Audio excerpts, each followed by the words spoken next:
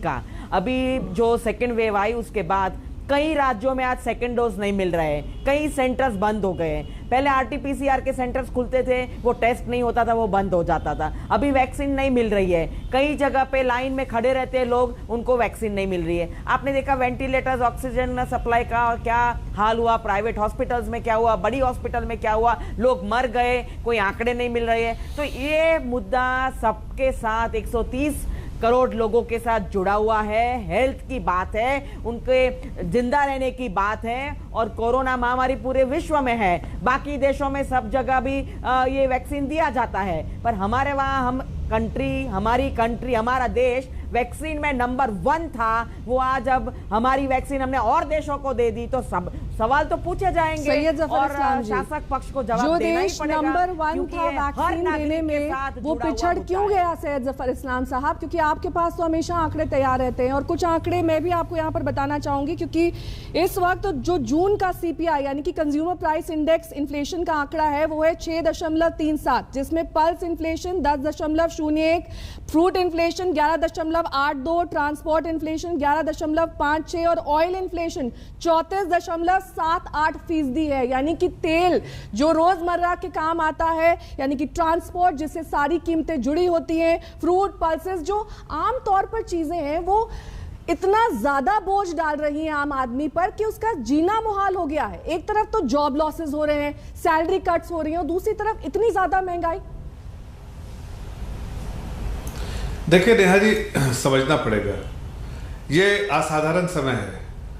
अमी याज्ञनिक जी को जब ये बात कर रही हैं सेकेंड वेव के बारे में, तो जाहिर है कोई साधारण समय के बारे में बात नहीं कर रही हैं, असाधारण समय के बारे में बात कर रही हैं। और पैंडेमिक के समय जब आपको लॉकडाउन करते हैं, जिस स्टेट में कांग्रेस है वहाँ भी लॉकडाउन हुआ है, जिस स्टेट में कांग्रेस नहीं भी है वहाँ भी लॉकडाउन हुआ है। जाहिर है लॉकडाउन मजबूरी थी, और जो ये लॉकडाउन का मेजर स्टेट ने अपने हिसाब से लिया, और उसकी वजह से इकोनॉमिक एक्टिविटी जो है उसमें फ़र्क पड़ा है। जब इकोनॉमिक एक्टिविटी फ़र्क पड़ेगा तो जाहिर है सरकारी निज़ाम से जो पैसे आमदनी, जो सोर्स ऑफ रेवेन्यू सरकार के कम होती है, तो सरकार जो सोर्स से अभी रेवेन्यू ले सकती है, इसलिए कि हम आम नागरिक को छोड़ नहीं सकते। आम नागरिकों के लिए, एक गरीब आदमी के परिवार के लिए सरकार ने अपने पूरे खजाने खोल दिए हैं।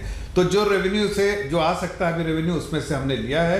ये मजबूरी है कि ग्लोबल प्राइसेस जो है उस पर भी अपवर्ड प्रेशर है। जो क्रूड के जो प्रोड्यूसिंग नेशन हम नहीं है, जो प्रोड्यूसिंग नेशन है वो जो है वो इनको ये समझना पड़ेगा कि हिंदुस्तान के पास गैस ऑयल नहीं है, तो अगर ऑयल नहीं है तो जाहिर है हमको इंपोर्ट करना पड़ता है, और इंपोर्ट करना पड़ता है तो इंटरनेशनल मार्केट में जो प्राइस उस पर करना पड़ता है। और जो खासकर जो प्रोड्यूसिंग कंट्री है ओपेक जो है, उसने प्रोडक्शन बढ़ाया नहीं, सौदी अरब ने बढ़ाया नहीं, इससे अपवर्ड प्रेशर आ गया प्राइस पे, थोड़ी सा प्राइस बढ़ रही है। लेकिन मैं फिर भी ये कह रहा हूँ कि हमारा जो मैंडेट है 4% जो इन्फ्लेशन का, वो 2-3 बार हम बातें करेंगे। 4% जो इन्फ्लेशन का, 2% और 2% अपर प्लस माइनस में मार्जिनली ऊपर गया है। लेकिन अगर आप WPI देखिएगा तो WPI जो है वो बहुत ज्यादा है CPI से। इसका मतलब ये है कि ये टेम्प्रोरी, पहली बात ये टेम्प्रोरी है, बहुत कम समय में ठीक हो जाएगा। और दूसरी बात के ये जो है वो सप्लाई चेन डिसरप्शन के वजह से हुई है, इसलिए कि जो WPI जब बढ़ता है मतलब कि इनपुट कॉस्ट उस वक्त टेम्पररी कोई डिसरप्शन से बढ़ा है, जो रॉ मटेरियल्स के प्राइसेस बढ़े हैं उसके टेम्पररी उसकी वजह से है। ट्रांसपोर्टेशन का इम्पैक्ट है 7-8% जो आप बता रहे हैं, जो चेन वो इंटर रिलेटेड है, सब कुछ एक दूसरे पर निर्भर है, डिमांड सप्लाई का भी। मैं कह रहा हूँ कि 7-8% उसका इम्पैक्ट है, ठीक है। लेकिन ये सारी चीजें जैसे जैसे लॉकडाउन खुली, नेहा जी, जैसे जैसे लॉकडाउन खुला है, ईज ऑफ ट्रांसपोर्टेशन की वजह से ये प्राइसेस भी टेम्पोररी है, खत्म कम हो जाएंगे, इन्फ्लेशन भी कंट्रोल हो जाएगा। लेकिन मैं सिर्फ आपको इसलिए बोला कि अगर 2013 में आप एक बार जाके झांक के देखिए तो उस वक्त WPI जो है वो नीचे था, CPI बहुत था, मतलब फंडामेंटली सब चीज के प्राइस बहुत बड़े हुए थे। अभी जो है टेम्पररी जो है डिसरप्शन की वजह से बड़े, ये बहुत बड़ा फर्क है। तो इस डिसरप्शन को ठीक करने के लिए सैयद जफर साहब, इस डिसरप्शन को ठीक करने के लिए नी जर्क रिएक्शंस की भी जरूरत है। फोरकास्ट आपके सामने नी जर्क रिएक्शंस जो पहले, क्योंकि ये कोविड मैनेजमेंट का समय है, ये आम समय नहीं है। इसको आप 2013 से 2011 से और 2014 जिसके पहले आपकी सरकार नहीं थी उससे कंपेयर नहीं कर सकते। मैं आपको सिर्फ एक कॉन्सेप्ट बता रहा हूँ। कॉन्सेप्ट अजय आलोक जी भी हमारे साथ जुड़े हैं। अजय जी, आप समझते हैं इकोनॉमी, अजय जी, इसलिए क्योंकि वैक्सीन इस वक्त देश के लिए बहुत अहम मुद्दा है। मैं लौटूंगी आपके पास सैयद जफर इस्लाम। वैक्सीन इस वक्त देश के लिए बहुत अहम मुद्दा है। ये कोशिश की जा रही है कि ज्यादा से ज्यादा लोगों को वैक्सीन लग सके ताकि हम थर्ड वेव से निपट सके, अगर थर्ड वेव आती है तो।